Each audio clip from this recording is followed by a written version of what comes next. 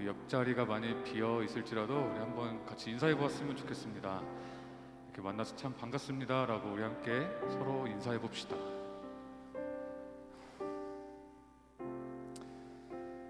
예배를 시작하기 전에, 찬양을 시작하기 전에 함께 좀 기도로 우리의 마음을 좀 정리했으면 좋겠는데요.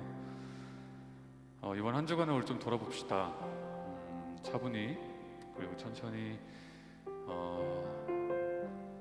들어왔던 마음들, 나에게 들어왔던 마음들, 생각들 한번 정리하고 그것들 온전히 주님께 올려드립시다.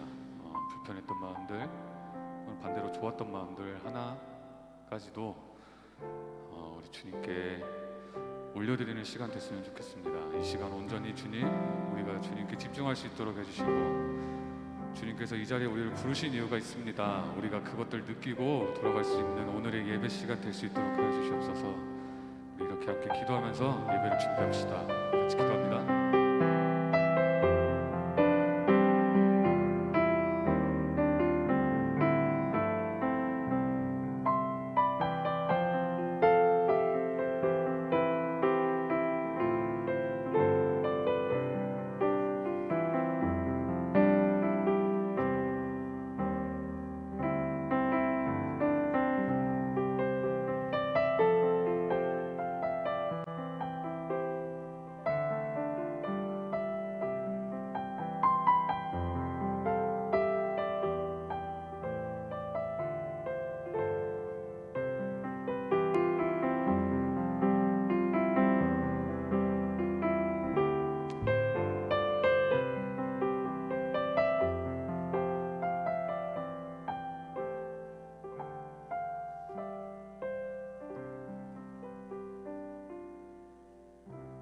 찬양으로 우리의 신앙을 고백합시다.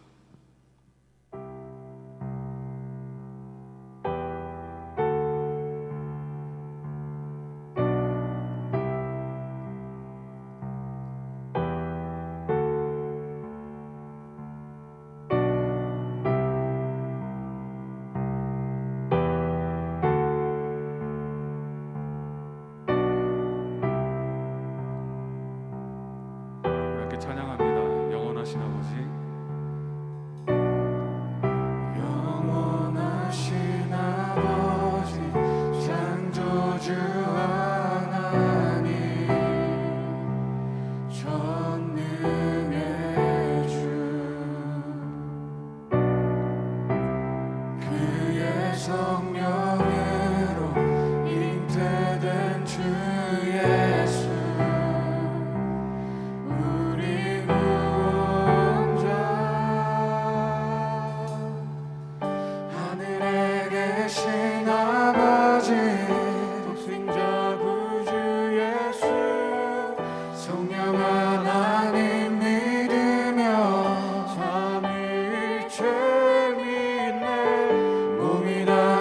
사는 것과 영원히 살 것을 나는 믿네. 예수 이름으로.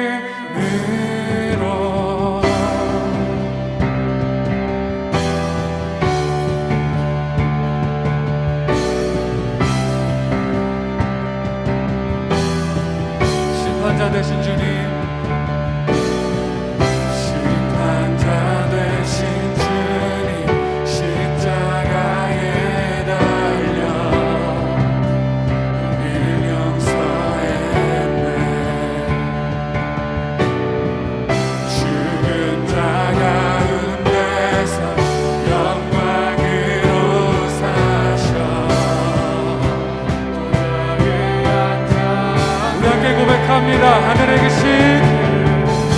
하늘에 계신 아버지, 독생자 구주 예수, 성령 하나님 믿으며 몸이 다시 사는 것과 영원히 살 곳을 나는 믿네. 예수. 한번 더. 하늘에 계신 아버지, 독생자 구주 예수,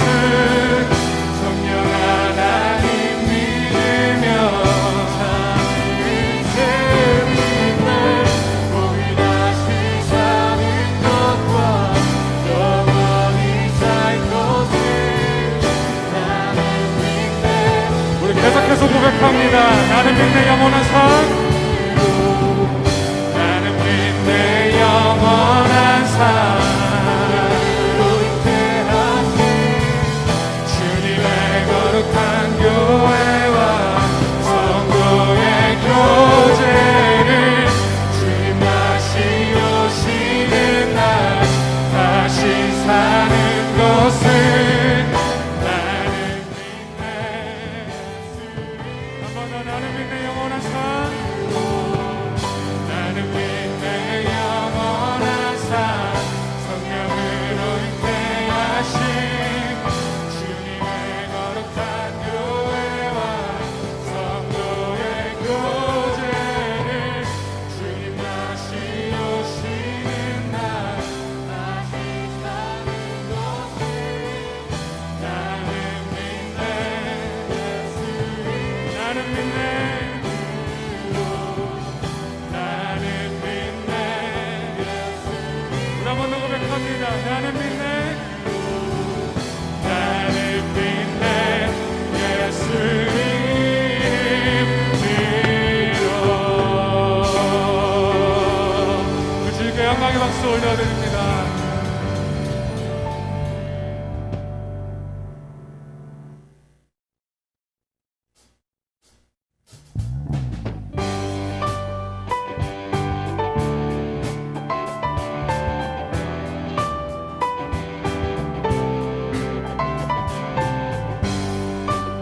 우리 이 시간 함께 주님을 향한 우리의 마음을 함께 고백합시다.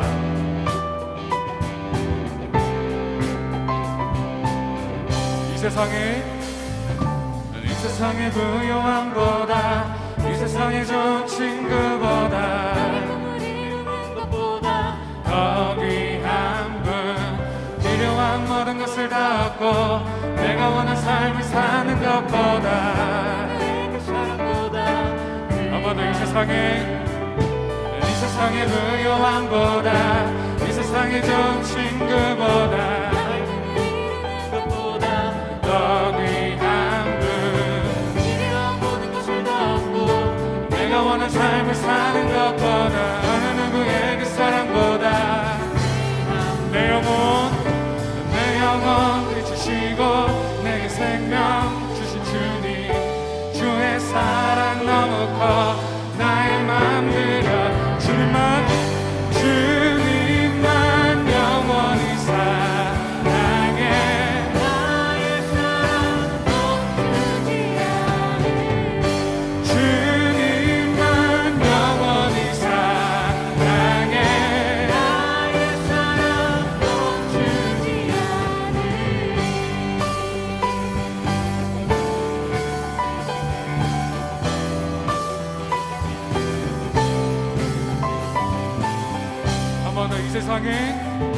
이 세상의 부요함보다 이 세상의 좋은 친구보다 더 귀한 분 필요한 모든 것을 다 얻고 내가 원하는 삶을 사는 것보다 내 영혼 비추시고 내 영혼 비추시고 내게 생명 주신 주님 주의 사랑 너무 커 함께 고백합니다. 주님만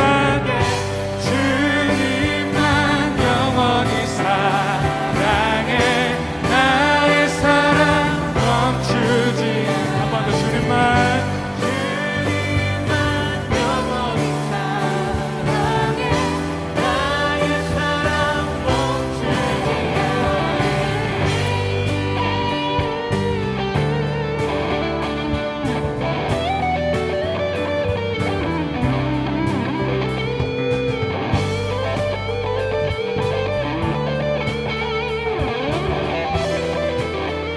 계속해서 사랑합니다. 붙드소서 주님 나를 놓지 마소서 붙드소서 주님 나를 놓지 마소서 한 번 더 붙드소서 주님 나를 놓지 마소서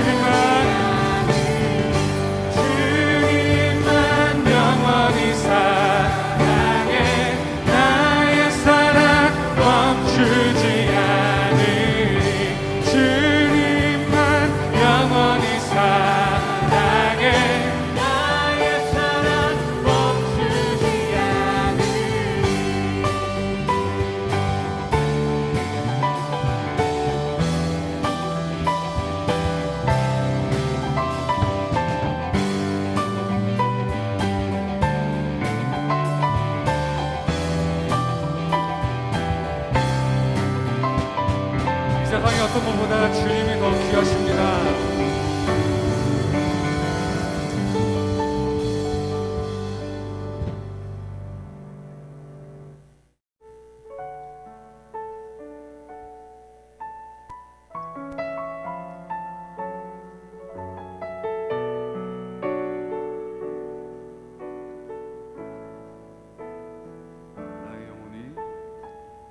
나의 영혼이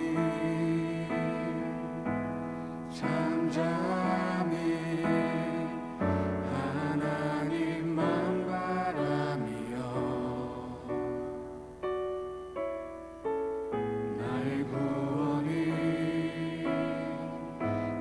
그에게서 나는 도다. 나의 영혼아 잠잠히 하나님만 바라라. 나의 소망이 저에게서 나는 떠나 오직 주만이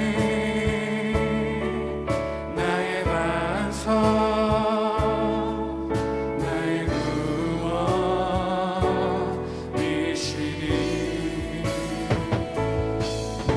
오직 주만이 나의 산성 내가 여동치 아니하리.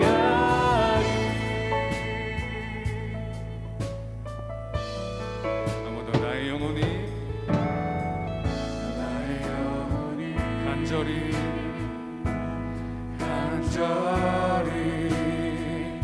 여호와를 갈망하며 나의 입술이 여호와를 찬양하리. 나의 영혼이 즐거이 여호와를 나누니 나의 평생에 여호와를 송축하리. 오직 주만이 나의 반석 나의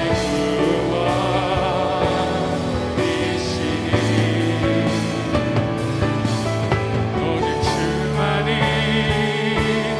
나의 산성 내가 여동치 아니하리. 아마도 오직 주만이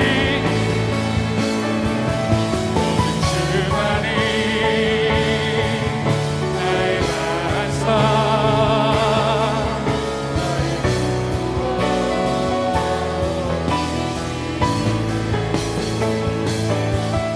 오직 주만이 나의 산성 내가 우리 시간에 찬양 중에 주신 마음을 가지고 함께 기도하면서 나아갑니다.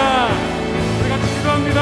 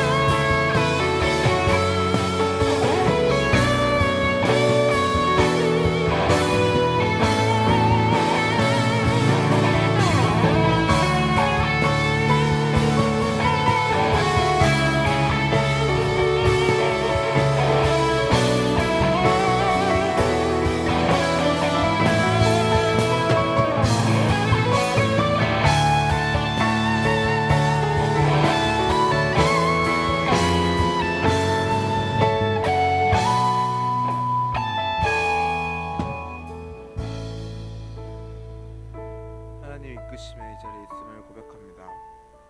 말도 많고 탈도 많던 시기에 하나님께 예배드리고 싶어 각자의 자리에서 하나님을 떠올리며 예배를 드립니다. 코로나로 인해 개인의 시간이 늘어나면서 자신을 돌아볼 수 있는 순간들이 많아졌습니다. 하지만 이 과정에서 많은 불안감과 무서움이 우리를 괴롭히고 있습니다. 어디로 나아가야 할지 모르겠고 무엇이 맞는지 두렵습니다.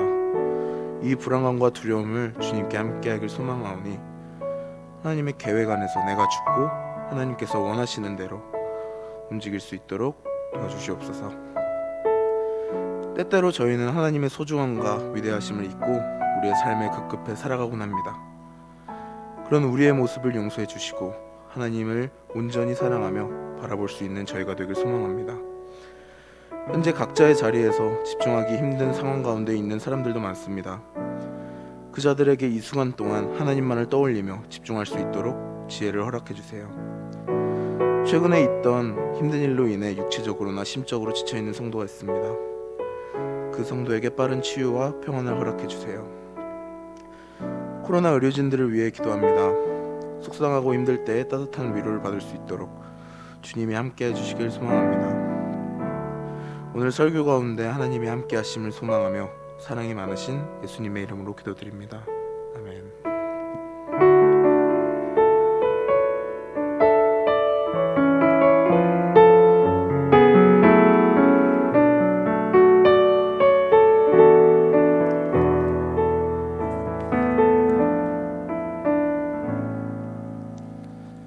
우리 오재은 자매 찬양으로 하나님 앞에 봉헌하는 시간 가지도록 하겠습니다.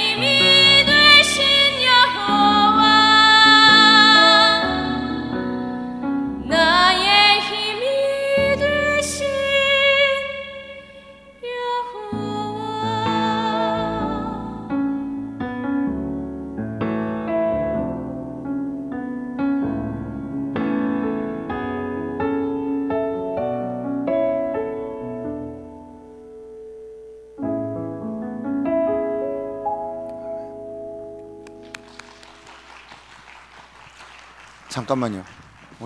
잠깐만. 오재훈 자매 혹시 기도 제목 기도 제목 있으시면 나눠주면 이게 저희 청년교회 전통이라서 오늘부터 생겼거든요. 그래서 네, 혹시 이렇게 청년들 앞에 이제 좀 이렇게 같이 사실 저는 늘 그랬거든요. 맨날 이렇게 특송만 하고 뭔가 이게 좀 아쉽더라고요. 근데 목장 특송일 때면 사실 뭐 이렇게 다 세세하게 나눌 수 없지만 이렇게 개인일 때는 그래서 이렇게 배 아프시면 특송 신청하셔라. 그래서 이제 저희 오늘부터 전통이어가지고 혹시 이렇게 청년 지체들에게 좀 나누고 싶은 함께 기도하면 좋겠다는 기도 제목 있으시면 네. 네. 전통 그렇죠. 전통이죠. 저희 정말 전통이 강한 교회거든요. 네. 네.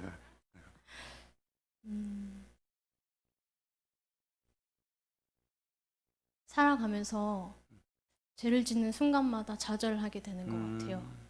그래서 그때마다 멀어지고 싶고 포기하고 싶은데 오늘 대표님 성함이 생각이 안 나는데 괜찮아요. 뭐 그렇게 뭐 굳이 네, 말씀해 주신 것처럼 내가 몰아서 하나님께서 품으시는 게 아니고 불러주신 게 아니라 제가 살아가는 길 가운데 하나님께서 현존하시고 계시다는 걸 항상 늘 스스로에게 이렇게 상기시켜 줄 수 있었으면 좋겠어요. 그게 힘이 될 것 같아요. 그래서 같이 기억나실 때마다 함께 기도해 주시면 좋겠습니다. 저희 같이 기도하겠습니다. 주님, 우리가 종종 산성이 보이지 않고 힘드신 주님 보이지 않기에 우리의 어떠함이 주님을 가로막을 수 있다 쉬이 여깁니다. 나의 죄악들이, 나의 포기가 그것이 결국 주님의 포기와 같다라고 여기는 우리의 깊숙한 의심 속에 주님 오늘 찬양의 고백처럼 다가와 주셔서 주님 우리의 산성이시고 주님 우리의 힘이 되시고 우리의 모든 것 되시는 주님이심을 다시 한번 우리의 어떠함 때문이 아니라 주님의 주님 되심으로 우리가 있는 자들이라는 사실을 그리 차갑지 않게 그리 따갑지 않게 따스하고 섬세하게 우리 지체들 한 사람 한 사람 마음 가운데 삶 가운데 가장 깊은 신음 가운데 말씀해 주시고 응답하여 주시옵소서. 그래서 주님 이 시간 우리의 것이 아님을 고백하는 이 봉헌 가운데 주님 홀로 받으시고 그래서 주님 우리가 돈으로 살아가는 자들이 아니라 주님의 은혜로 살아가는 자들임을 이 시간 다시 한번 확인하며 그렇게 주님께서 채워주시는 것들로 풍부해지는 저희도 될 수 있도록 주님 오늘도 우리 한 걸음을 인도하여 주시옵소서. 그렇게 이끄시는 주님께 감사드리며 존귀하신 예수님의 이름으로 기도드렸습니다. 아멘. 네, 계속해서 광고 나가고 있는데 대한민국 피로회복 헌혈 캠페인 이거 되게 거창한데 그냥 피를 나누는 겁니다. 그래서 카카오 채널 그리고 카카오 채널 예수양남 청년교회 검색하면 이제 채널 카카오 채널 나오는데 그게 뭐 이렇게 정기적으로 발송이 되지는 않지만 정기적으로 발송하려고 노력하고 있으니 이렇게 하시면 이렇게 받아보실 수 있어요. 근데 거기 링크 들어가시면 신청하는 거 있거든요. 그래서 꼭 아직 한 달이나 기간이 남았으니까 한 달이면은 사실 채식하시고 고기 좀 덜 먹으시고 운동하셔서 피를 나누는 저희 청년교회 되기를 웬만하면 꼭 하시. 근데 막 지병이 있고 막 빈혈이 있는데 그런 거는 그러면 하시지 마시고 좀 어느 정도 건강이 보장되시면 하시면 좋겠어요. 그리고 사순절 묵상집 이것도 전통이죠. 사실 저희 정말 전통이 유구한 교회여서 진짜 웃기다, 그죠? 사순절 묵상집이 또 나왔어요. 근데 오늘 이번 사순절 묵상집은 저희가 출판사의 실수를 어여삐 여기는 마음으로 그냥 저희가 가지기로 했는데 이게 무슨 말이지? 받으시면 알아요. 근데 조금 넉넉하게 했으니까 주변에 이렇게 나누실 분들 이렇게 나누시면 좋을 것 같고 목자분들이 꼭 이렇게 목원분들 챙겨주셔서 이렇게 같이 사순절이 2월 17일부터입니다. 그래서 사실 코로나 기간에 이렇게 떨어져 있으면서 사순절을 우리가 생각하고 예수님의 의미에 동참하는 게 무엇이 있을까? 사실 시간을 내서 이렇게 한 글자 한 글자 새기는 게 굉장히 좋은 것 같아요. 저도 요즘 필사하고 있는데 필사가 주는 힘이 정말 있더라고요. 그래서 그렇게 손끝에서 마음으로 새겨서 그 마음에서 삶으로 살아내는 저희가 되면 좋겠습니다. 그래서 꼭 가져가시고 나눠주시고 하면 좋을 것 같아요. 그리고 아직 말씀에서 마음으로 책자 못 받으신 분들은 꼭 오늘 챙겨 가셔서 김규리라던가 예컨대 뭐 김규리라든가 김규리 같은 친구들 꼭 가져가셔서 가져가시면 좋겠네요. 그리고 다음 주 예배는 청소년 VIP 데이로 온세대 예배가 진행이 됩니다. 그래서 10시 반에 함께 예배하게 되는데 현장 예배 드리기 원하시는 분들은 저나 이은표 전사님에게 신청해 주시면 될 것 같습니다. 아마 제가 주중에 링크 만들어서 공유하도록 하겠습니다. 그리고 광고 저기는 못 실었는데 우리 박지현 자매가 청소년 예배 둘째 날 끝나고 금요일 밤에 이제 가다가 불법 좌회전하던 벤츠 따위에게 사고가 나가지고 차량이 진짜 거의 반파돼서 제가 보고 너무 깜짝 놀랐는데 너무 감사하게 은혜로 외상은 없는데 뇌압이 안 떨어져서 계속 어지러워하고 있어요. 그래서 우리 지연이 위해서 계속 기도해 주시고 계속 격려해 주시고 그리고 우리 함께 계속 기도해서 건강하게 함께 같이 예배드린 나를 위해 같이 기도하면 좋겠습니다. 우리 말씀에서 마음으로 보고 말씀 나누도록 하겠습니다.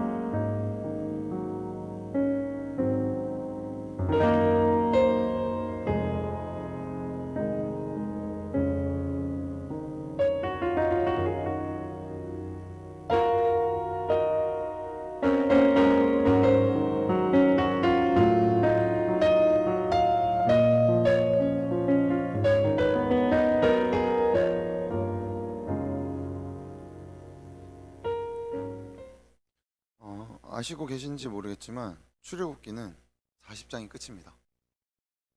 그래서 작년 1월 첫째 주부터 시작한 출애굽기가 오늘 끝이 나는데 오늘 끝을 낼지 다다음 주에 한 번 더 좀 이렇게 돌아보는 시간 가지면 좋을지는 제가 고민하고 있어요. 그래서 근데 올해 어쨌든 40장까지는 오늘이 이제 마지막 챕터입니다.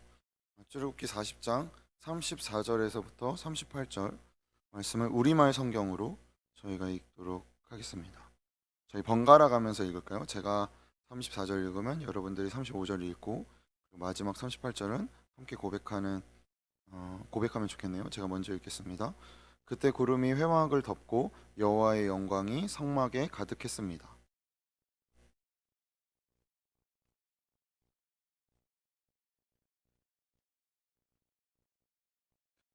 이스라엘 백성들은 그 여정 동안에 구름이 성막 위로 뜨면 떠났고 함께 고백합니다.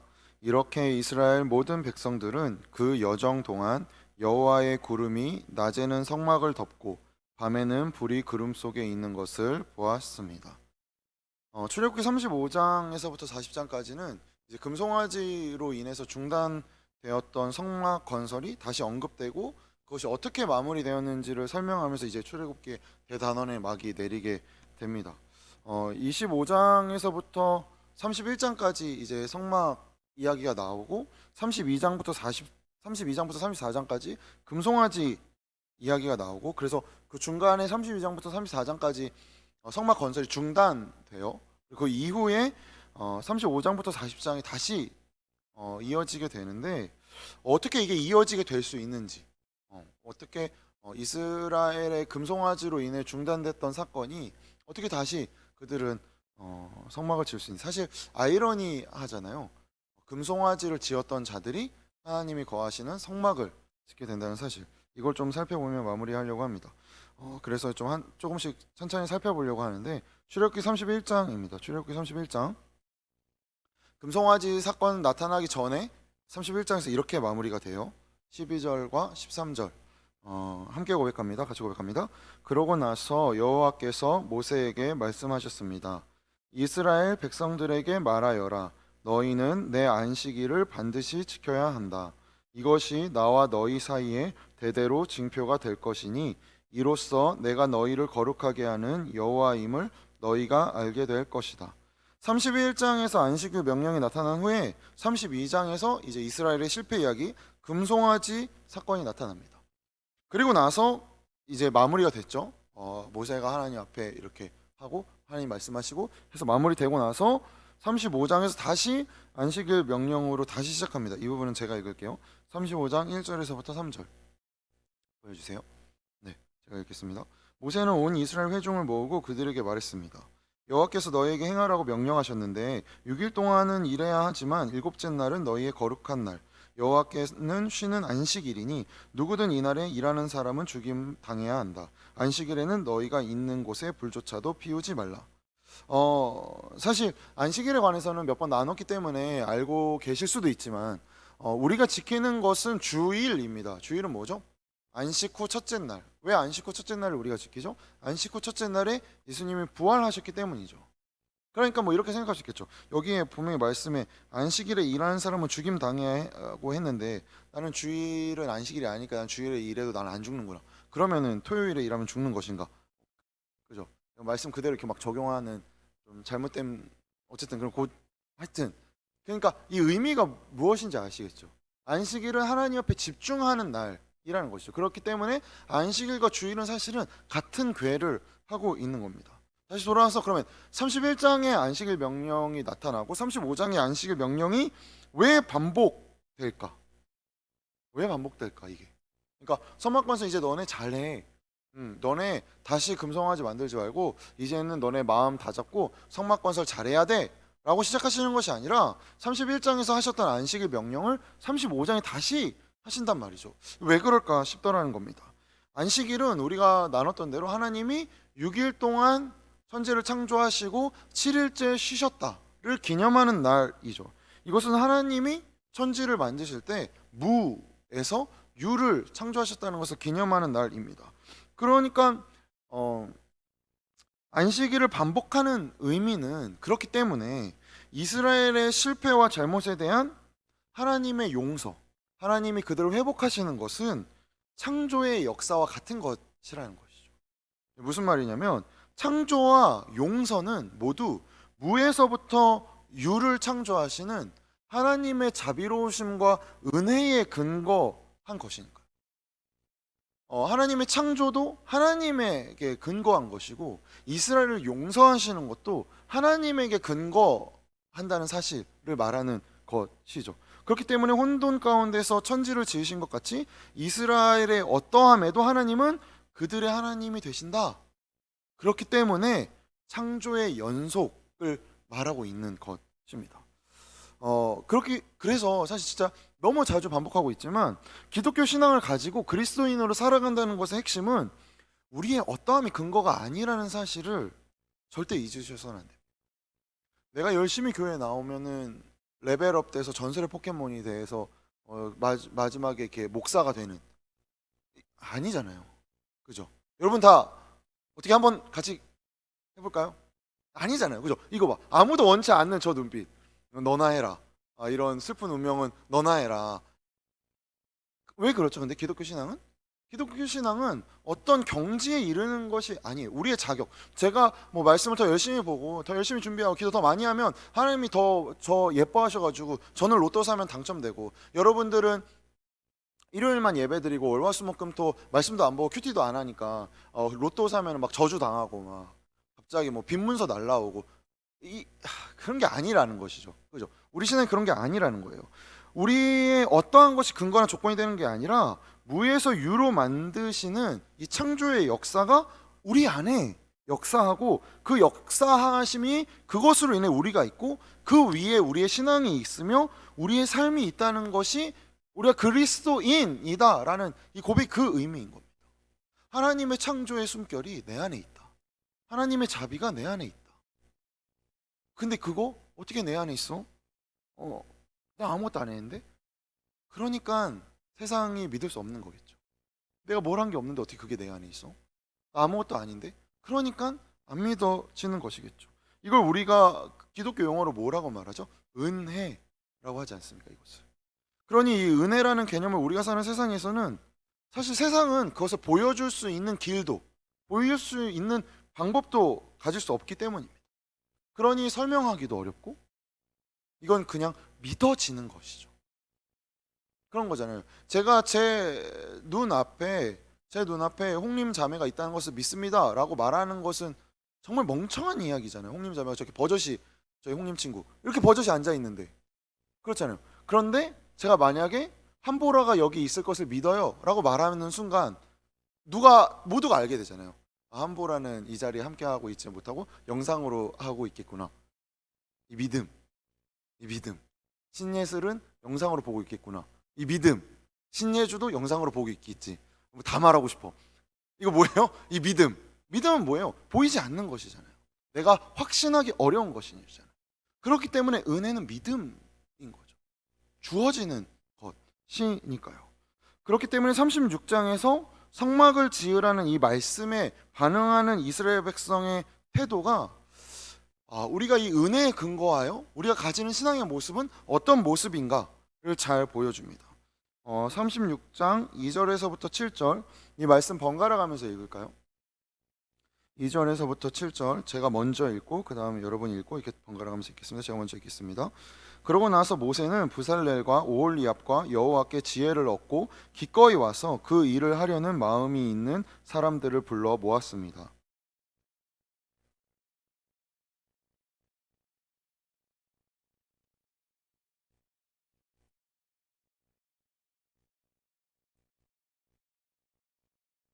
그러자 성소 일을 맡아 하던 모든 기술자들은 일을 멈추고 와서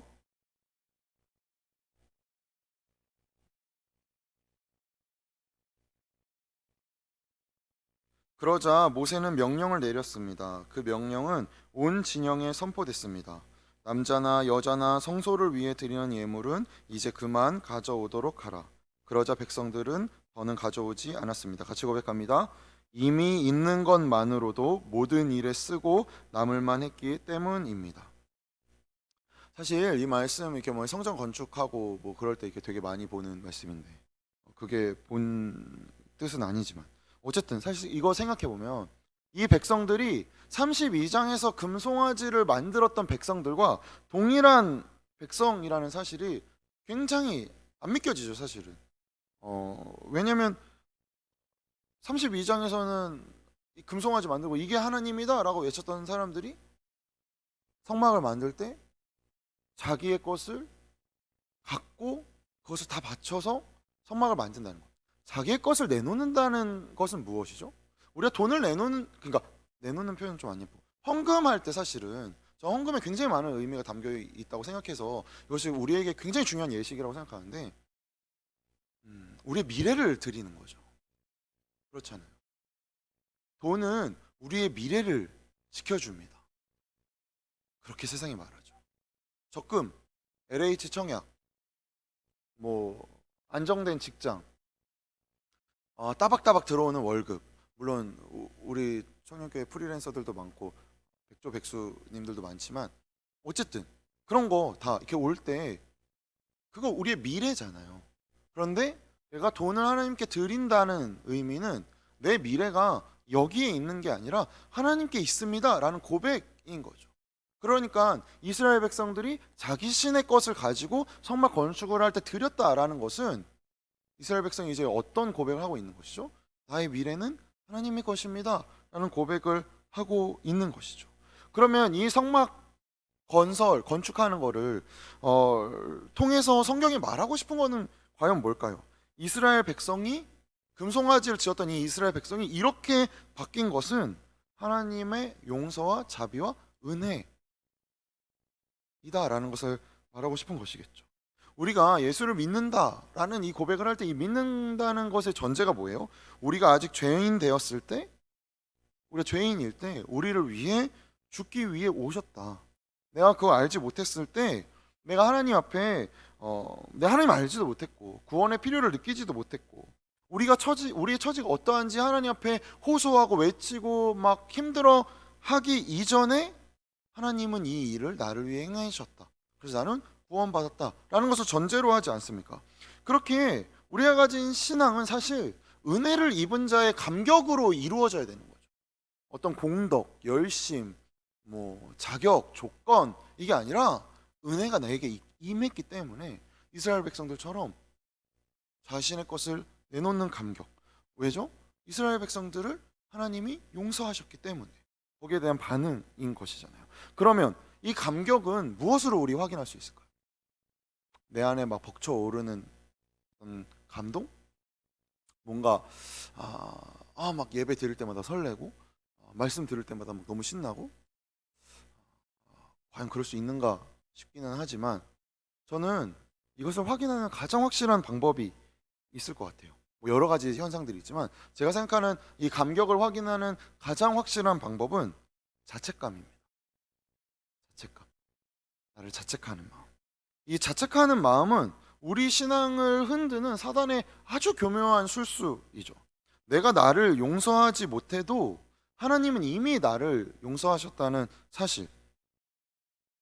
이거 못 믿게 만들잖아요. 근데 그래서 그렇지. 내가 나를 용서하지 못해도 하나님 나를 용서하셨으니까 난 이제 용서받았어. 그래서 왜 영화 미량에 너무 멋진 장면 나오지 않습니까? 그 살인자가 이렇게 전도연이 자기 아들 죽인 살인자한테 전도연이 이렇게 가가지고 전도연이 이제 신앙심 갖고 이렇게 갔는데 갑자기 그 사람이 자기 이 안에서 하나님 만나서 구원받았다. 나 너무 괜찮다. 너도 하나님 믿었으면 좋겠다. 그랬더니 전도연이 돌죠. 그죠? 이런 용서를 말하는 것이 아니죠.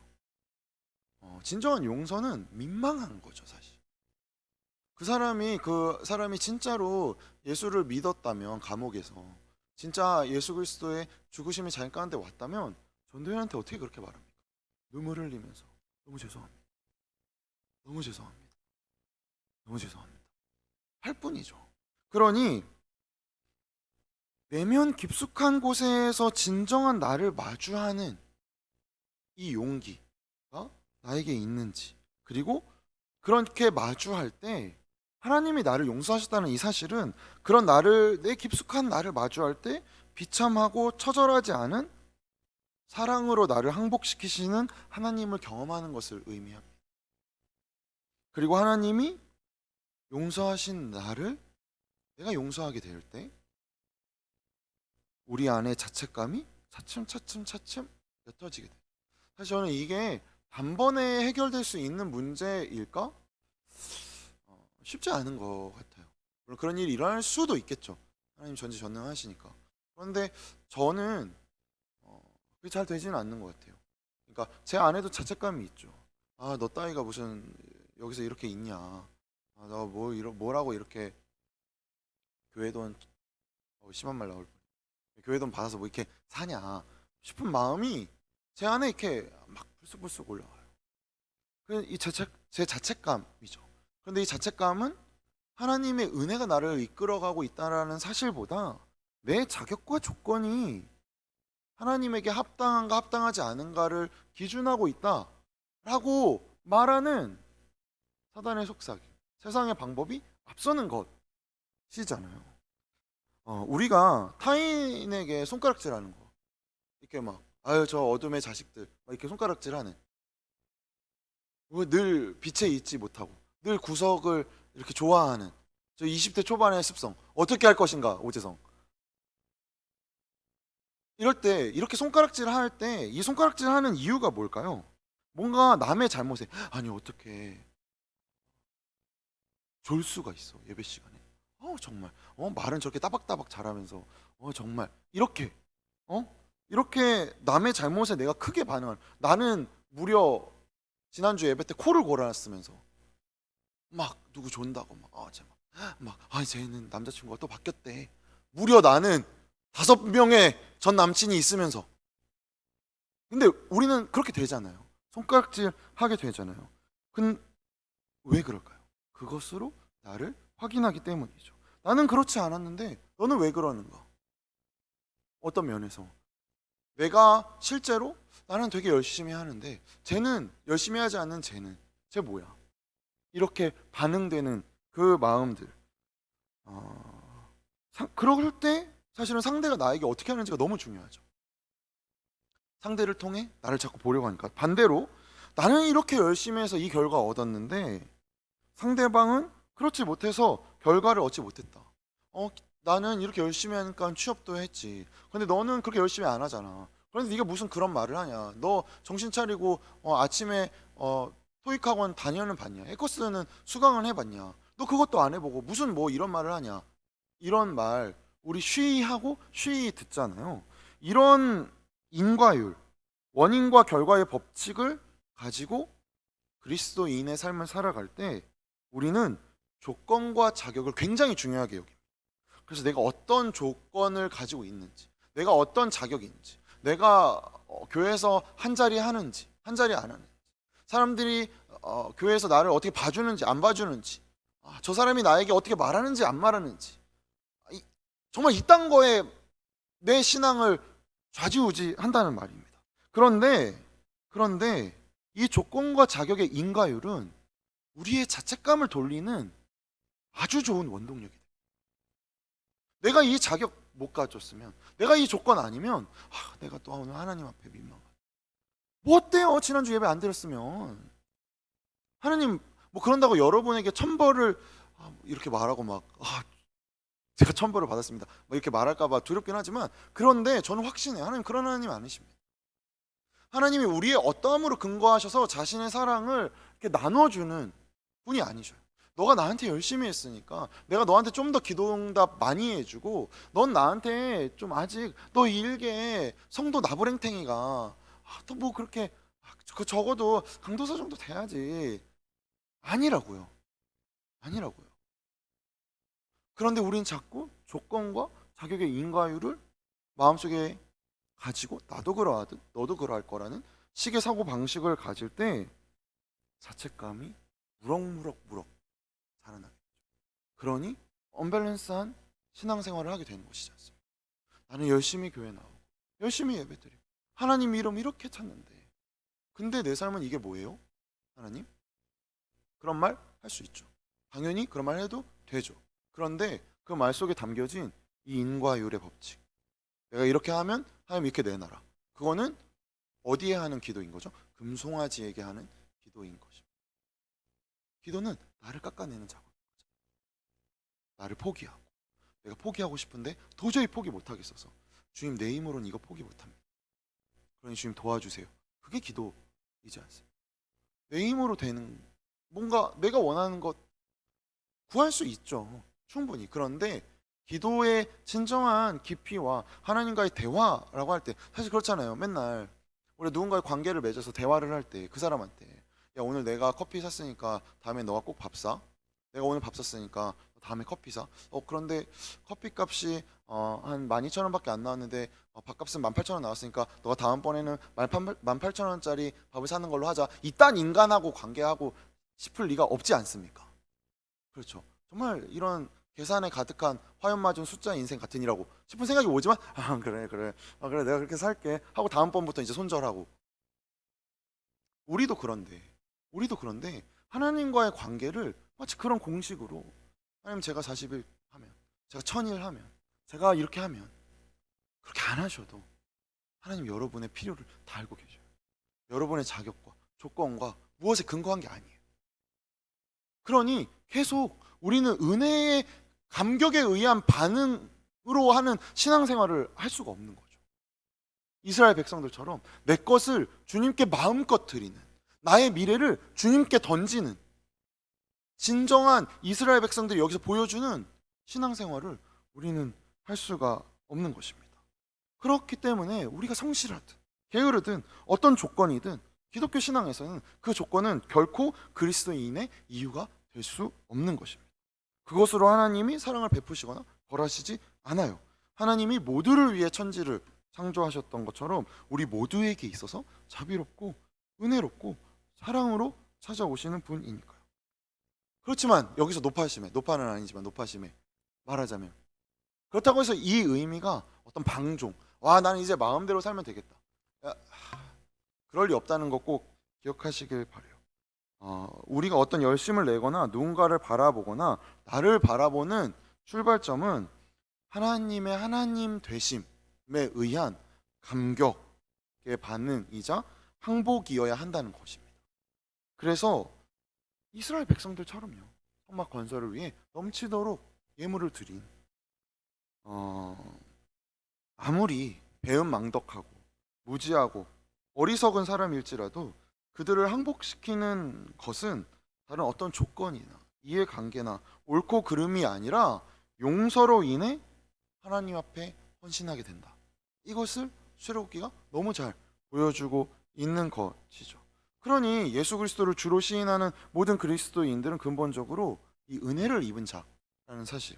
그래서 하나님 앞에 어떤 부족함, 주님 제가 이렇게 부족해요, 혹은 제가 저렇게 부족해요, 혹은 합당한 조건, 그래서 주님 이렇게 돼야 되지 않겠습니까? 를 논할 이유가 없다는 것을 출애굽기가 우리에게 말하고 있는 것입니다. 왜냐하면 우리 중 누구도 실력으로 구원받지 않았고 우리의 못남으로 제해받지 않았습니다. 그렇게 신앙적인 어떤 헌신, 열심, 노력, 열정은 하나님의 하나님 되심에서부터 출발하는 것이죠. 하나님 참 나를 받아주셔서 감사하다. 여기서부터 출발하는 것입니다. 그리고 이 헌신은 하나님의 임재를 나타나게 되죠. 성막에 나타난 하나님의 임재가 바로 그 증명입니다. 하지만 그렇다고 이스라엘의 헌신이 조건이 되는 것은 아니죠. 이 임재는 무엇입니까? 항복 속에서 피어나는 사랑.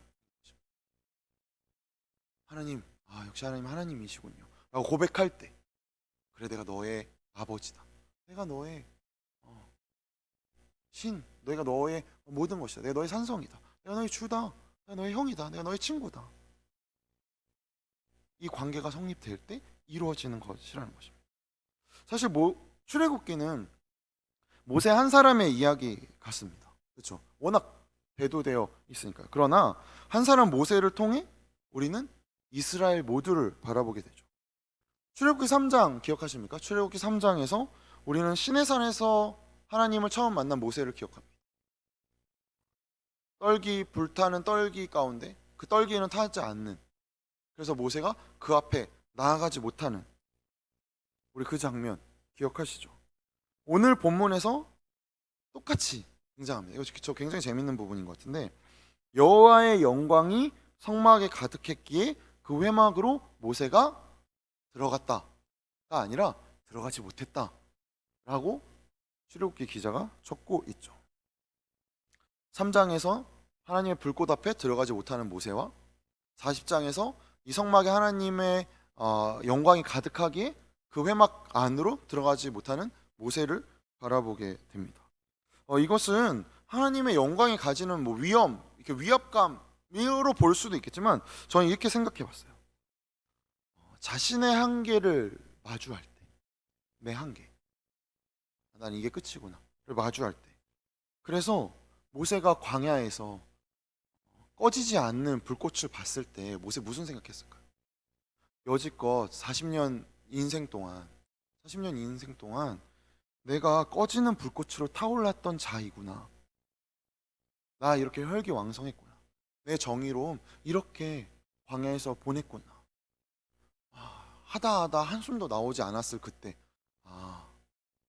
꺼지지 않는 불꽃을 보면서 나는 꺼지는 불꽃으로 타올랐던 자이구나, 그거 깨닫지 않았을까요? 그것을 마주했기 때문에 모세는 이스라엘 백성을 이끌 수 있었고, 그렇게 이스라엘 백성을 이끌었음에도 내가 이제 이스라엘 백성을 이끌었다가 아니라 그럼에도 나는 회막에 들어갈 수 없는 자이구나, 하나님의 영광 깊숙이 나는 들어갈 수 없는 자임을 아는 진정한 모세다운 모세가 되는 것이죠. 그리고 모세가 진정한 모세가 될 때 이것은 모세만의 이야기가 아닙니다. 이스라엘의 이야기가 되죠. 금송아지라는 한계를 마주했기 때문에 성막을 완성시킬 수 있는 것입니다. 내 마음대로 안 되니까, 내가 실패했으니까, 내가 얼마나 무지몽매하고, 내가 얼마나 일희일비하며, 내가 얼마나 간사하고, 내가 얼마나 폭력적이고, 내가 얼마나 이기적이고 자기중심적인지 알았을 때, 그렇게 한계를 마주했을 때, 그래서 그것을 하나님 앞에 올려드렸을 때, 그래서 하나님의 용서와 은혜와 자비하심을 경험했을 때, 거기서부터 출발하는 것입니다. 그리고 이 한 사람의 변화는 한 사람의 변화로 끝나는 것이 아니죠. 우리의 변화가 우리의 변화로 끝나지 않습니다. 나의 변화가 나의 변화의 끝이 아니라는 사실을 반드시 기억하십시오. 조나선 섹스의 사회의 재창조라는 책이 있어요. 이거 진짜 재밌는데 이 책에서 이런 이야기가 나와요. 회막 건설과 성전 건축을 이제 비교해요.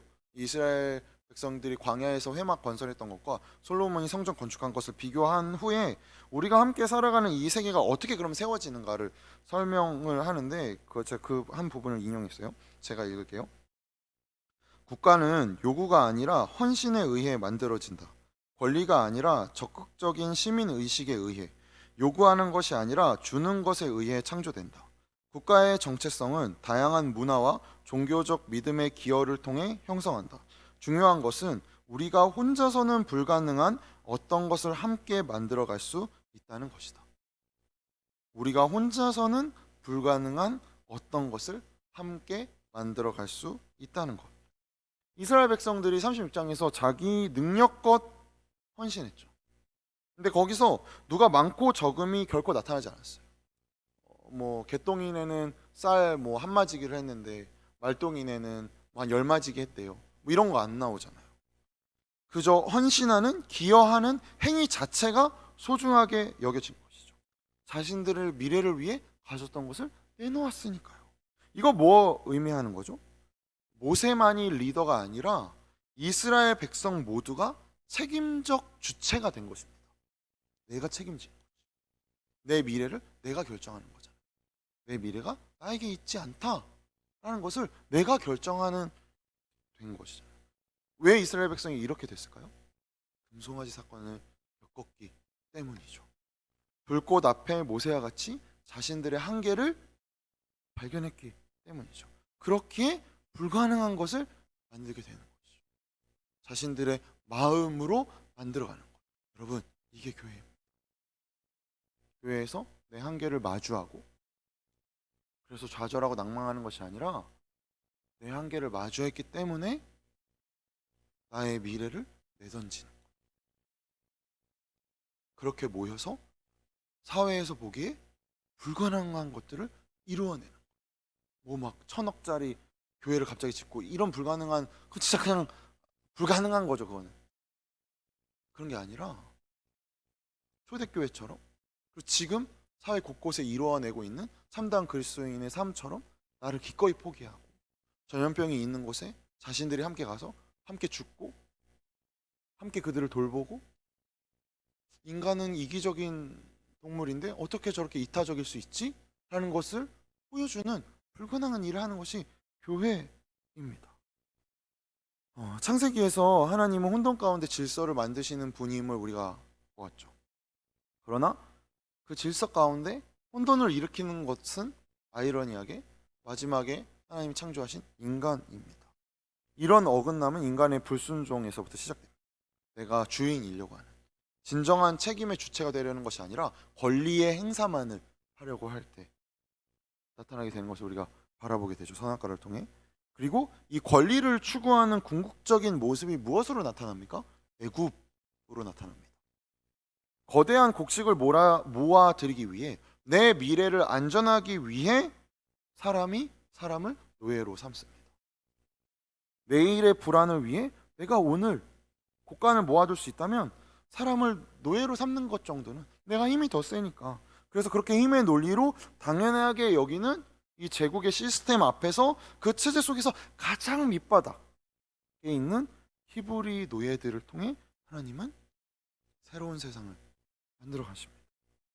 나의 옳음을 판단으로 세운 나라에서, 이것이 옳아, 내가 옳다, 내 미래는 내가 지킨다 라고 세운 나라에서 나와 나의 한계를 마주하고 하나님을 반역할지라도 하나님의 사랑에 의해 녹아버리는, 그래서 그렇게 헌신하고 순종할 때 나타나는 새로운 질서와 역사, 누굴 통해 이루어가시죠? 히브리 노예들을 통해 이루어가십니다. 그들이 걸어가는 새로운 세상의 방법은 무엇입니까? 하나님과 함께 걸어가는 삶인 것이죠.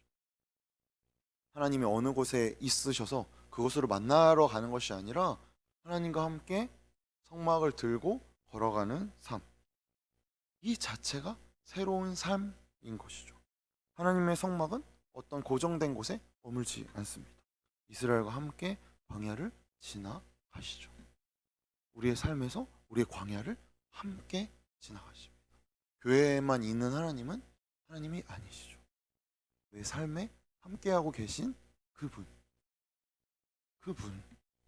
그래서 구름 기둥과 불 기둥이 그들을 인도하고 약속의 말씀을 따라 약속의 땅으로 약속의 주인과 함께 걸어가게 되는 삶을 우리는 바라보게 됩니다. 우리가 이 걸음 내딛기 원합니다. 코로나가 너무 좋은 것을 보여주지 않았습니다. 교회라는 공간이 교회가 아니다 라는 사실 말입니다. 교회는 바로 우리 자신, 우리가 가는 곳, 내가 있는 곳, 나의 마음, 내가 세우는 곳, 그것이 교회라는 사실을 보게 합니다. 근데 사실 아니 내가 교회야, 나 이렇게 쓸모없는 인생인데, 이럴 때 기억하십시오. 교회됨을 이루는 첫 번째 발걸음은 불꽃 앞에 나를 마주하는 것입니다.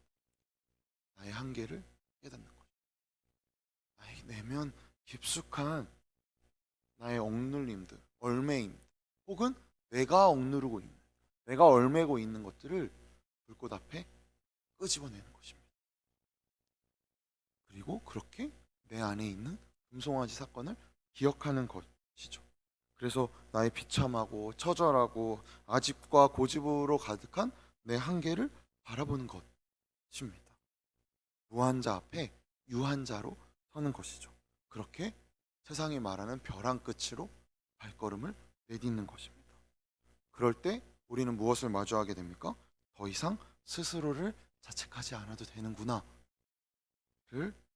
마주하게 되는 것이죠. 우리가 우리 삶에서 하나님의 도우심을 확인하는 방법은 그날 그때마다 확인할 수도 있겠지만, 가장 크게 확인할 수 있는 방법은 사실 고난의 시간을 돌이켜 볼 때이죠. 내 삶의 고난의 시간이 살펴볼 때. 그래서 이 고난의 시간 때 홀로 있는 나를 마주하게 됩니다. 혼자서는 도무지 해결할 수 없는 문제들이 나를 둘러막을 때, 마치 바로의 군대가 홍해 앞에 마주선 이스라엘 백성들의 뒤를 막 쫓을 때, 나 이제 죽었구나, 하나님은 나를 죽이려고 여기까지 데려온 것인가 목 놓아 울 때, 그렇게 아무것도 할 수 없다고 고백할 때 하나님은 홍해를 건너게 하십니다. 우리의 기대처럼 속히 나타나지 않으시죠. 어차피 홍해가 열릴 거면 무엇하러 바로의 군대가 쫓아오게 하시는가 싶죠. 그러나 바로의 군대가 없다면, 애굽이 없다면 우리는 우리의 한계를 마주하지 못합니다. 광야를 지나가며 이스라엘 백성들이 서로 이런 이야기 나누지 않았을까요? 도대체 하나님이 어디 계시는가 싶었지만 그때야말로 가장 하나님과 함께한 시간이었구나. 홍해 앞에 선 그 순간. 우리의 인생도 마찬가지입니다. 하나님은 어느 곳에나 계십니다. 무소부재하시다라는 말은 하나님의 무서움을 표현하거나 함부로 할 수 없다라는 말이 아니라, 너가 숨쉬는 모든 곳에 하나님 너와 함께 하신다라는 말이죠. 그렇게 어느 때나 누구에게나 다가오시고 이 시간 말씀 가운데 우리 가운데 다가오십니다. 우리는 늘 내일의 불안과 과거의 염려로 살아가지만 하나님은 그런 우리에게 기어코 오늘을 허락하시죠. 내일을 바라보기 위해서는 오늘의 책임과 어제의 돌아봄을 함께 짊어질 때 진정한 내일을 마주하게 된다는 사실을 꼭 기억하십시오. 어제를 돌아보고 오늘의 책임을 내가 질 때 우리는 진정한 내일을 살 수 있는 것입니다. 가장 절박한 시간, 광야의 시간이야말로 하나님은 우리 곁에서 길을 인도하고 계시다는 사실, 이거 하나로 사실 충분하지 않습니다. 안 믿어지는 게 애통스러울 뿐이지, 이거 진짜 사실이라면, 진짜 사실이면 이것만으로 충분하잖아요. 우리가 알아차리지 못할 뿐이죠. 그러나 우리가 알아차리지 못한다고 그것이 없는 것이 아니라는 사실 또한 우리가 너무 잘 알지 않습니까? 그렇기에 우리가 내일 일을 염려하지 않는 것이죠. 눈에 보이는 것들로 우리의 삶에 집을 지어가지 않는 자들입니다. 보이지 않는 하나님의 약속으로 영원하신 하나님 앞에 우리의 유한한 것들을 드림으로 함께 걸어가게 된다는 사실을 꼭 기억하십시오. 그래서 그렇게 이루어가는 것이 교회라는 것을, 혼자서는 할 수 없는 불가능한 것들을 하나님과 더불어 옆에 있는 지체들과 함께 만들어 간다는 사실을, 그렇게 이 공동체 이루어 갑시다. 사실 코로나라서 저희도 이제 교육자 회의할 때 그런 뭐 이야기 많이 나오고, 저도 너무 그런 이야기 많이 보게 되는데, 모든 것이 변화니까 변화에 민감해야 된다 막 이야기하는데, 사실 그럴 때 좀 한심해요. 모든 게 변화될 때 변화에 민감해야 된다. 그래서 변화에 집중하는 건 언제든지 바뀔 수 있는 것에 민감해야 되는 거잖아요. 그러면 변화가 막 일어날 때 사실은 가장 변화하지 않는 것이 무엇인지를 바라보는 것이 더 현명한 선택이지 않습니까? 이것은 아무리 변화해도 절대 변화하지 않는다. 그거 붙잡는 게 변화가 빠르면 빨라질수록 사는 방법이지 않습니까? 그거 우리 소유한 자들이지 않습니까? 말씀. 큐티하세요. 여러분, 큐티하세요. 말씀 보세요. 말씀을 자꾸 가지고 궁리하세요. 이해되지 않으면 그냥 이해되지 않는 채로라도 그렇게 새기다 보면, 그러니 진짜 여러분, 저 정말 도전합니다. 우리 진짜 꼭 합시다. 2월 17일부터 각자의 자리에서 안전하게 하지만 같은 말씀으로 이 말씀이 새겨질 때 우리의 인생이 변하는 것에 휘둘리는 삶이 아니라 변하지 않는 것에 붙잡힌 삶의 자유로움을 반드시 살아가기를 원합니다.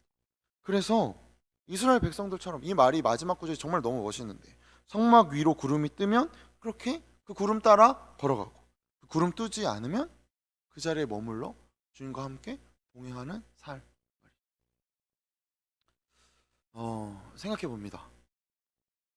독수리가 걸어다니는 게 너무 힘들어요 라고 불평할 때 그를 벼랑 끝에 내모는 것은 독수리가 더 잘 걸어다닐 수 있도록 하기 위함이 아닙니다. 놀라가지고 막 더 빨리 걷게 하려고 벼랑 끝에 내모는 게 아니죠. 그가 날 수 있다는 사실을 깨닫게 하기 위해 벼랑 끝으로 내모는 것입니다. 우리가 이러한 자들이죠. 우리에게 한계가 자꾸 오고 우리의 고난이 자꾸 찾아오는 이유는 무엇입니까?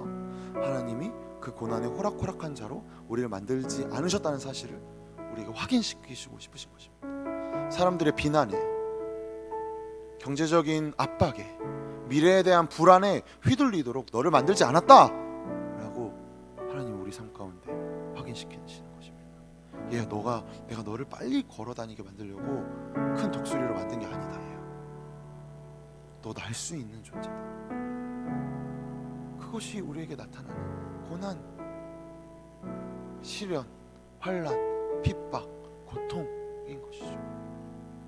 그렇게 나를 마주하고 나아갈 때 진정한 자유, 진정한 나의 나됨, 내가 도대체 이 세상에 왜 태어났는지 이 이유는 알고 죽어야 되지 않겠습니까?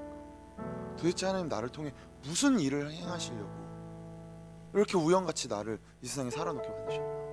이거는 알고 가야죠. 어제보다 더 나은 오늘을 살아야 되지 않겠습니까? 하루하루 더 나아져야 되지 않겠습니까? 조금은 내 자책감을 덜어내고 하나님의 하나님 되심이 나에게 어떻게 일어나는지 어제보다 오늘 더 깊은 맛을 경험해야 되지 않겠습니까? 하나님이 이미 우리를 이렇게 지으셨습니다. 그렇기 때문에 이 시간 도전합니다. 우리 스스로 벼랑 끝을 향해 걸어갑시다. 세상이 우리를 벼랑 끝으로 내미는 삶이 아니라 우리가 기꺼이 담대하게 벼랑 끝으로 발걸음을 내딛는 삶을 살아갑시다. 세상은 놀라겠죠. 너 어떻게 벼랑 끝으로 가니? 너 미쳤니? 그러다 죽는다. 닭들이 외치는 소리입니다. 아니, 어쩌면 그들도 독수리인데 닭들과 함께 크다 보니 닭들의 시스템 안에서 닭장 안에 있다 보니 나는 날 수 없는데 그렇게 다 하다가는 반드시 죽을 텐데 그때 우리는 닭장 문을 열고 벼랑 끝으로 가서 날아보는 거죠. 평소에 못 날았으니 떨어질 때 부딪히기도 할 겁니다. 안 죽습니다. 절대 안 죽습니다. 하나님 우리를 그렇게 만들지 않으셨기 때문이죠. 뭐가 다릅니까? 그리스도의 교회는 뭐가 다릅니까? 우리는 왜 여기 있습니까? 우리는 어떻게 그리스도의 이름을 부르고 있는 것입니까? 스스로 벼랑 끝으로 발걸음을 내딛읍시다. 기꺼이 포기하고, 기꺼이 내어주고, 기꺼이 낮아지고, 나의 것을 채우기 위해 사는 삶이 아니라 나의 것을 버리기 위해 사는 삶을 살아가기를 소망합니다. 우리 시간 함께 기도할 때 주님, 저에게 이런 용기를 주십시오. 진정한 그리스도인의 그리스도인다움을 살아내게 하여 주십시오.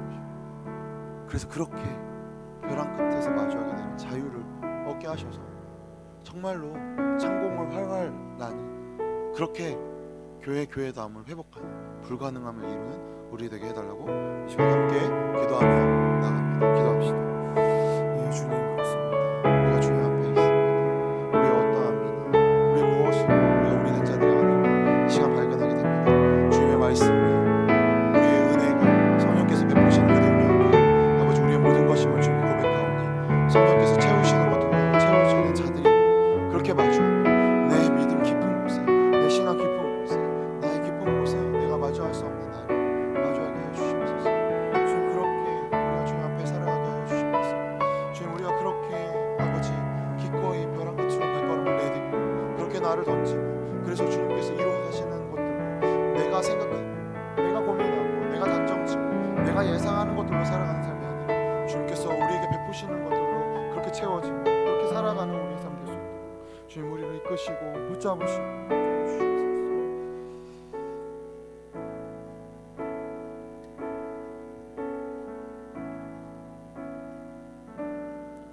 우리 시간 함께 찬양으로 고백하며 나갈까요? 나의 영혼이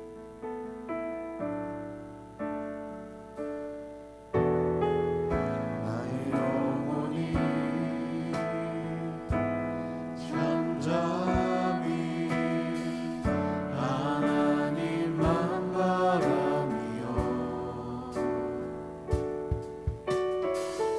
나의 구원이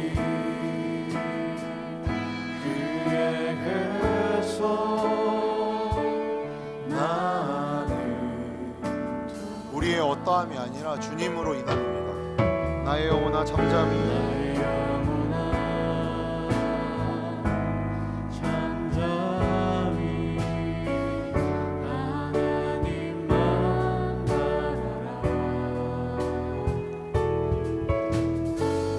나의 소망이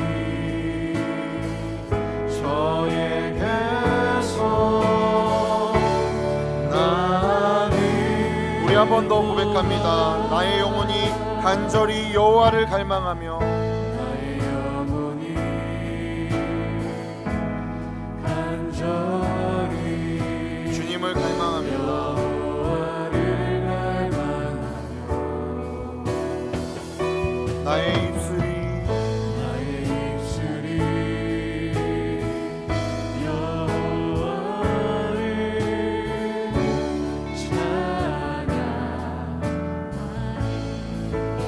그래서 우리가 즐겁게 여호와를 따라갑니다. 나의 영혼이 즐거이 여호와를 따르리니 나의 평생에 여호와를 송축하리. 고백합니다. 오직 주만이 우리의 반석 되십니다. 우리의 구원 되십니다.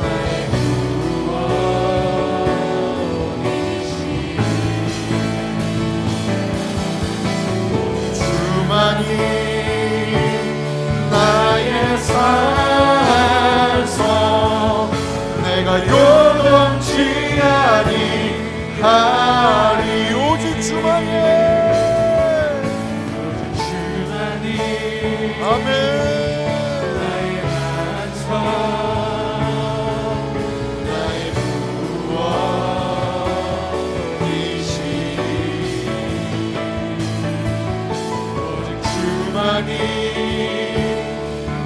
나의 산성 내가 요동치 아니. 우리 전심으로 한 번 더 고백합니다. 오직 주만이,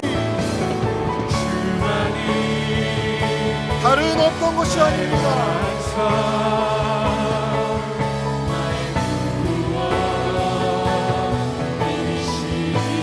아멘.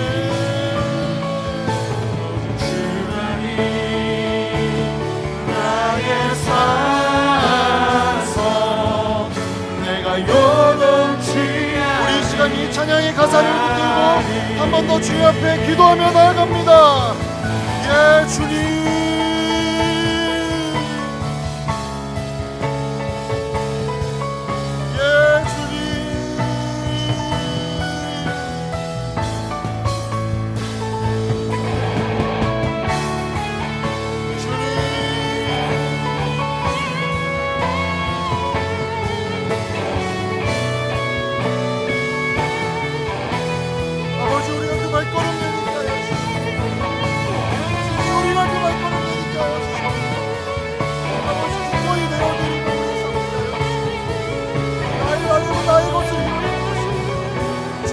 채우시는 것을 주님, 우리를 그렇게 지으셨는데 아버지 우리는 항상 그게 아니라고 말하고 있는데 우리의 인간치를 마주하게 하셔서 불꽃 앞에 우리를 세우셔서 아버지 그렇게 주님의 것으로 채워지는 삶을 살아가게 하여 주시옵소서. 오 주님,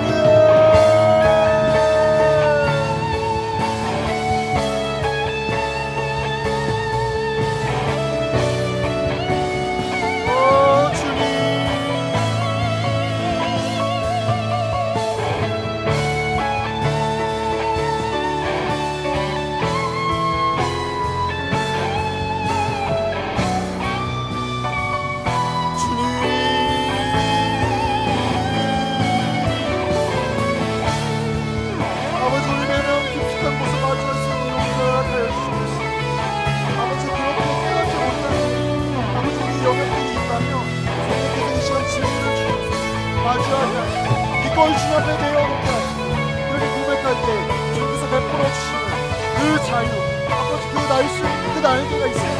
아버지의 가운데 깨닫게 하셔서 상처로 얼매인 삶이 주님께서 상처 가운데 허락하신 은혜로 살아가는 그러한 삶 살게 하여 주시고 한계가 자꾸 다가오고 원하는 눈을 뜻이 찾아오고 아버지 그것을 통해 우리는 한 걸음 한 걸음 이길 수 있는 삶을 아버지 그렇게 이곳 날개를 올릴 수 있는 기회들 아버지 그렇게 우리를 만드신 자리 아버지 우리 그렇게 깨달아가 이 시간 주님 앞에 고백하는 모든 신령과 주님께서 베푸신 은혜와 능력과 주님의 주대심을 드러나게 하여 주시옵소서. 오 주님,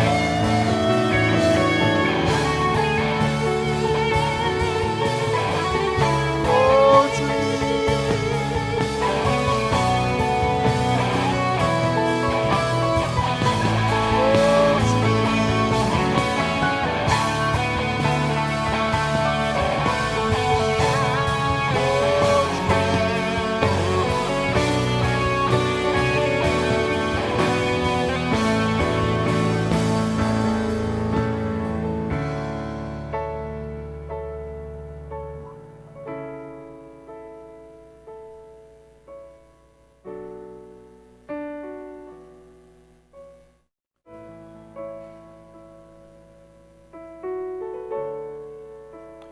누군가에게 굳이 말하지 않아도 괜찮습니다. 내 마음이 어떠했는지, 내가 어떠한 이유로 그랬는지 그렇게 말하지 않아도 우리가 그 마음을 주님께 고백한다면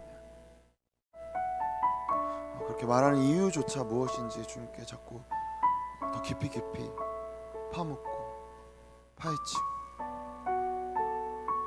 주님께만 우리의 시선을 그렇게 드린다면 주님 분명 그 가운데 우리에게 빛을 밝히십니다.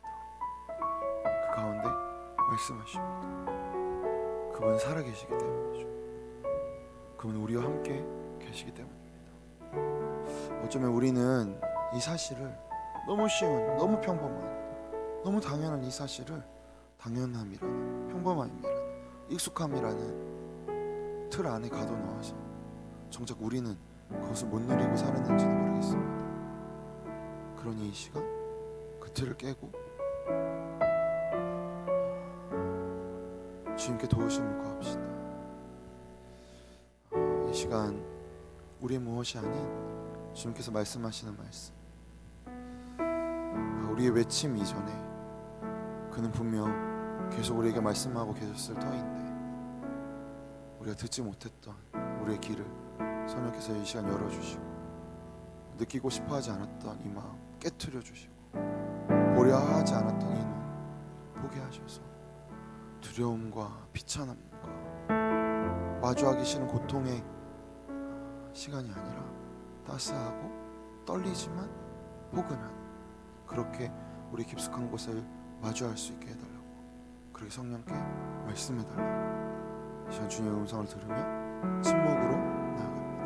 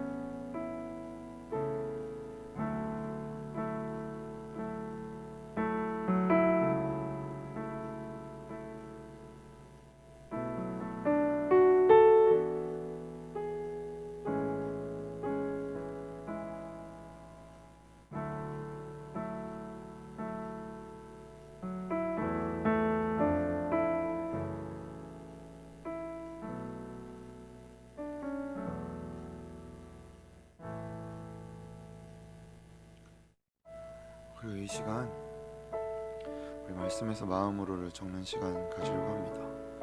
카카오 채널 혹은 저희 카카오톡 공지방이라던가 들어오면서 찍으셨던 QR코드, 그래서 예배 들어오실 때 QR코드를 꼭 찍어주셔서 그 안에 이제 칼럼이나 공지나 이렇게 말씀에서 마음으로를 적는 그게 있으니 이렇게 아직 혹은 없으신 분은 뒤편에 QR코드 찍으실 수 있으니까, 그래서 그렇게 이 시간 우리 마음을 손끝으로 꺼내놓는 시간을 가지도록 합시다.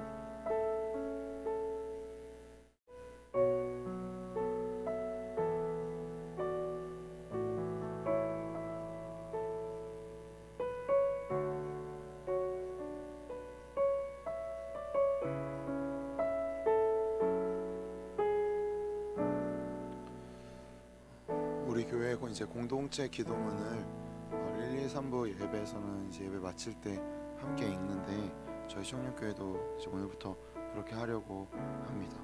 그래서 담임 목사님께서 복음 기도라고 제목을 붙이셨는데 저는 복음 기도보다 우리의 기도가 더 좋은 말인 것 같아요.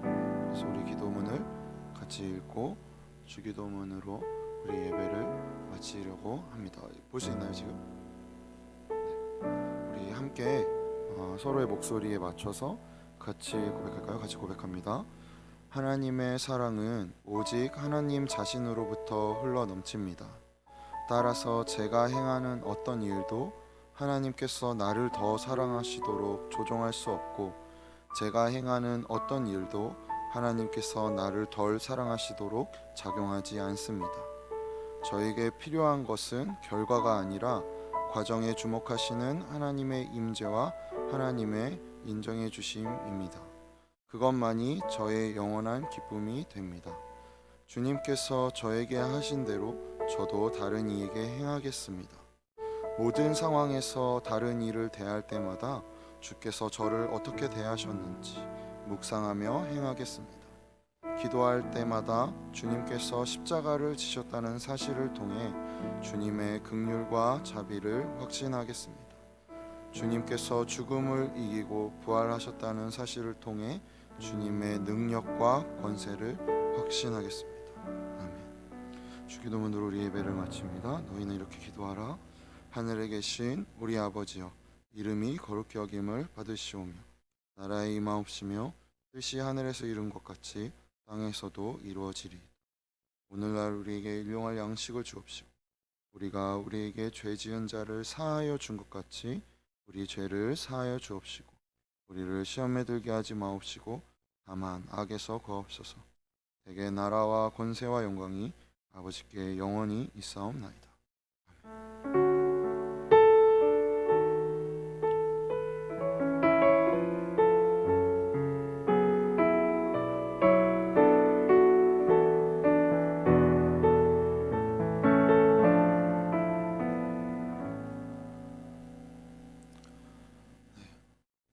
사순절 묵상집 꼭 가져가시고 말씀에서 마음으로 받지 못하신 분들, 그러니까 작년 한 해 동안 6회 이상 하신 분들만 이제 만들었는데 6회 이하로 내가 한두 번 한 기억이 있다. 근데 나는 꼭 이거 만들어서 받고 싶다 하신 분 말씀해 주시면 이제 커스텀으로 이렇게 만들어서 드릴 테니까 말씀해 주시면 좋을 것 같아요.